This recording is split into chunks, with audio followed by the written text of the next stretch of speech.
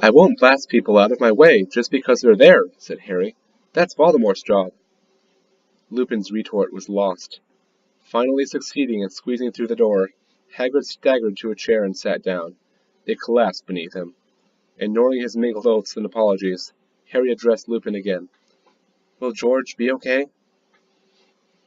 All Lupin's frustration with Harry seemed to drain away at the question. I think so. Although there's no chance of replacing that ear, not when it's been cursed off. There was a scuffling from outside. Lupin dived back for the door. Harry leapt over Hagrid's legs and sprinted into the yard. Two figures had appeared in the yard, and as Harry ran toward them he realized they were Hermione, now returning to her normal appearance, and Kingsley, both clutching a bent coat hanger. Hermione flung herself into Harry's arms, but Kingsley showed no pleasure at the sight of any of them. Over Hermione's shoulder he saw him raise his wand and pointed at Lupin's chest.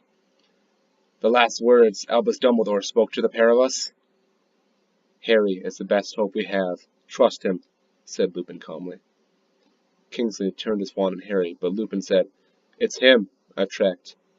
All right, said Kingsley, stowing his wand back beneath his coat. But somebody betrayed us. They knew it was tonight. So it seems, replied Lupin. But apparently they did not realize that there would be 7 Harrys. Small comfort, snarled Kingsley. Who else is back? Only Harry, Hagrid, George, and me. Hermione stifled a little moan behind her hand. What happened to you? Lupin asked Kingsley. Followed by 5. Injured 2. Might have killed 1. Kingsley reeled off. And we saw you-know-who as well.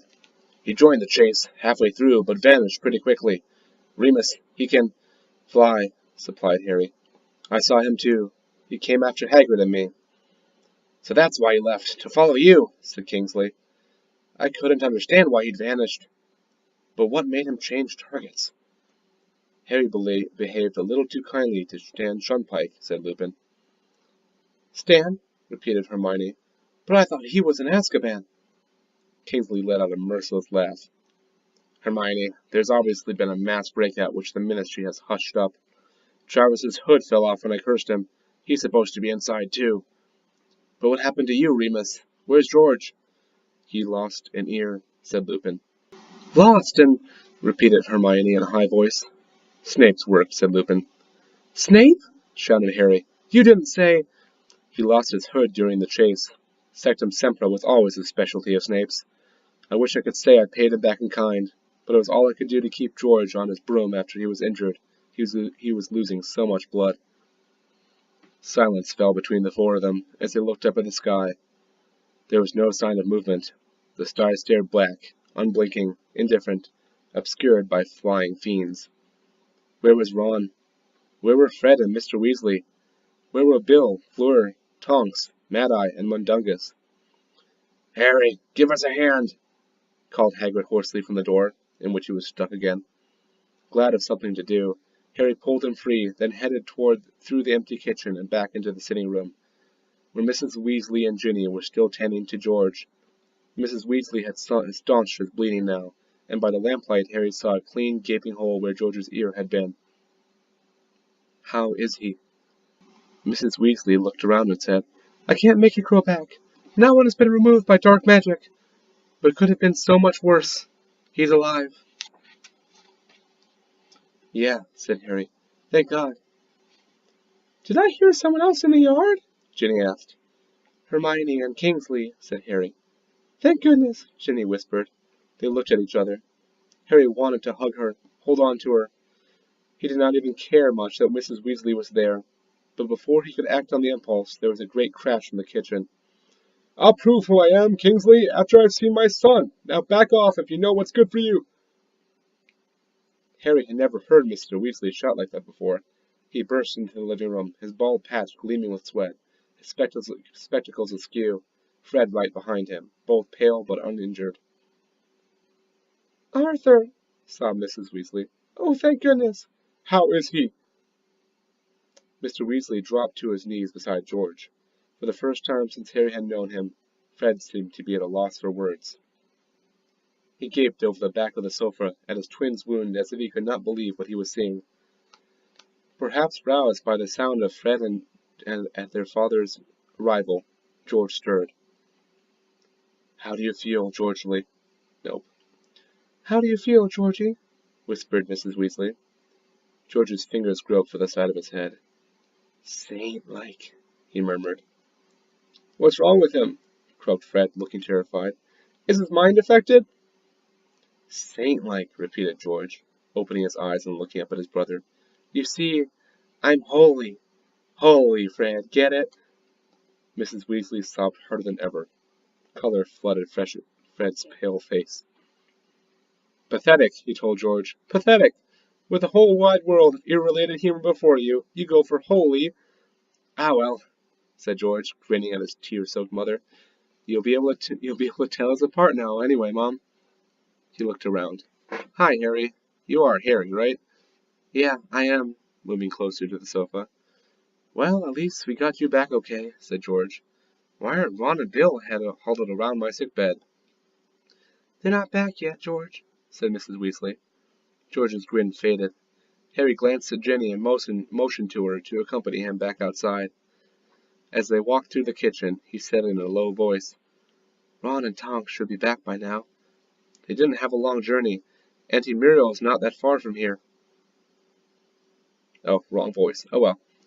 Harry said nothing. He had been trying to keep fear at bay ever since reaching the burrow, but now it enveloped him, seeming to crawl over his skin, throbbing in his chest, clogging his throat. As they walked down the back steps into the dark yard, Ginny took his hand. Kingsley was striding backward and forward, glancing up at the sky every time he turned. Harry was reminded of Uncle Vernon pacing the living room a million years ago. Hagrid, Hermione, and Lupin stood shoulder to shoulder, gazing upward in silence. None of them looked around when Harry and Ginny joined their silent vigil. The minutes stretched into what might have been years. The slightest breath of wind made them all jump and turn toward the whispering bush or tree in the hope that one of the missing order members might leap unscathed from its leaves.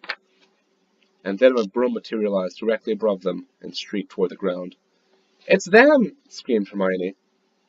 Tonks landed in a long skid that sent earth and pebbles everywhere. "Remus!" Tonks cried as she staggered off the broom into Lupin's arms. Her hair was set and white. He seemed unable to speak. Ron tripped dazedly toward Harry and Hermione. "You're okay," he mumbled, before Hermione flew at him and hugged him tightly. I thought... "All right," said Ron, patting her on the back. "Fine." "Ron was great," said Tonks warmly, relinquishing her hold on Lupin. "Wonderful! Stunned one of the Death Eaters, straight to the head. And when you're aiming at a moving target from a flying broom..." "You did?" said Hermione, gazing up at Ron with her arms still around his neck. "Always a tone of surprise," he said a little grumpily, breaking free. "Are we the last back?" "No," said Ginny. "We're still waiting for Bill and Fleur and Mad-Eye and Mundungus. I'm going to tell Mom and Dad you're okay, Ron." She ran back inside. "So what kept you? What happened?" Lupin sounded almost angry at Tonks. "Bellatrix," said Tonks. "She wants me quite as much as she wants Harry, Remus, and she tried very hard to kill me. I just wished I got her. I owe Bellatrix. But we definitely injured Rodolphus. Then we got to Ron's Auntie Muriel's, and we missed our portkey, and she was fussing over us." A muscle was jumping in Lupin's jaw. He nodded, but seemed unable to say anything else. "So what happened to you lot?" Tonks said, turning to Harry, Hermione, and Kingsley. They recounted the stories of their own journeys, but at the same time the continued absence of Bill, Fleur, Mad-Eye, and Mundungus seemed to lie upon them like a frost, its icy bite harder and harder to ignore.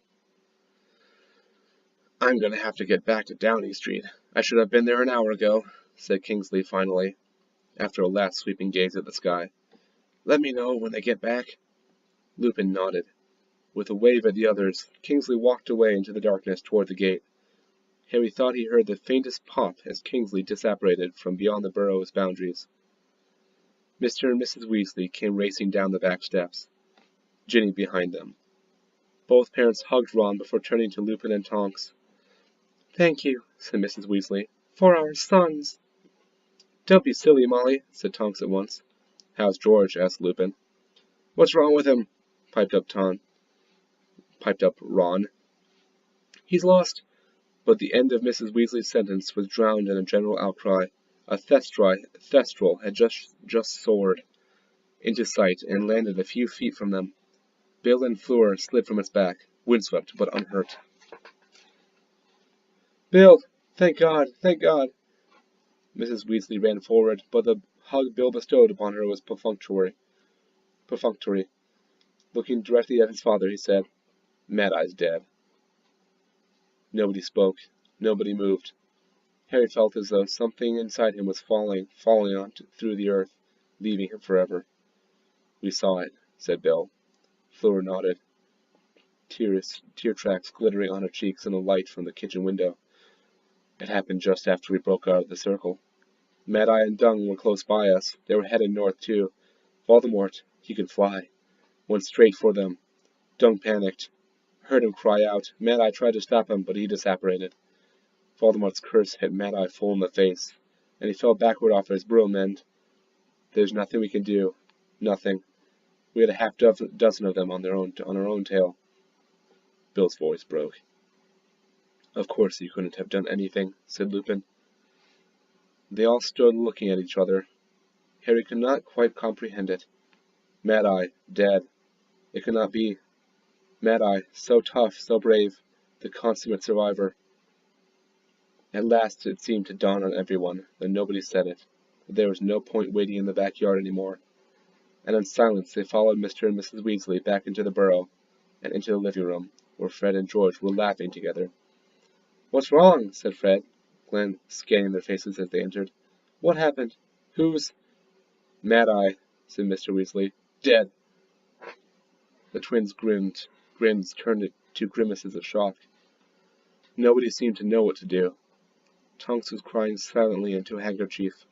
She had been close to Mad-Eye, Harry knew, his favorite and his protege at the Ministry of Magic. Hagrid, who had sat down on the floor in the corner where he had the most space, was dabbing at his eye with a tablecloth-sized handkerchief. Bill walked over to the sideboard and pulled down a bottle of fire whiskey and some glasses. Here, he said, and with a wave of his wand he sent 12 full glasses soaring through the room to each of them, holding the 13th aloft. Mad-Eye. Mad-Eye, they all said, and drank. Mad-Eye, echoed Hagrid, a little late, with a hiccup. The fire whiskey seared Harry's throat. It seemed to burn feeling back into him, dispelling the numbness and sense of unreality, firing him with something that was like courage. So Mundungus disappeared, said Lupin, who had drained his own glass in one. The atmosphere changed at once. Everybody looked tense, watching Lupin, both wanting to go on, it seemed to Harry, and slightly afraid of what they might hear. I know what you're thinking, said Bill, and I wondered that too, on the way back there, because they didn't seem to be expecting us, didn't they? But Mundungus can't have betrayed us. They didn't know where there would be 7 Harrys. That confused them the moment we appeared, and in case you've forgotten, it was Mundungus who suggested that little bit of skullduggery. Why wouldn't he have told them the essential point? I think Dunn panicked, as simple as that. He didn't want to come in the first place, but Mad-Eye made him, and you know who went straight for them. It was enough to make anyone panic. You know who acted exactly as Mad-Eye expected him to, sniffed Tonks. Mad-Eye said he'd expect the real Harry to be with the toughest, most skilled Aurors. He chased Mad-Eye first, and when Mundungus gave them away, he switched to Kingsley. Yes, and that's all very good, snapped Fleur. But still, he does not explain how they knew we were moving Harry tonight, does it? Somebody must have been careless. Somebody let slip that date to an outsider. It is the only explanation for them knowing the date, but not the whole plan. She glanced around at them all, tear tracks still etched on her beautiful face, silently daring any of them to contradict her. Nobody did. The only sound to break the silence was that of Hagrid hiccuping from behind his handkerchief.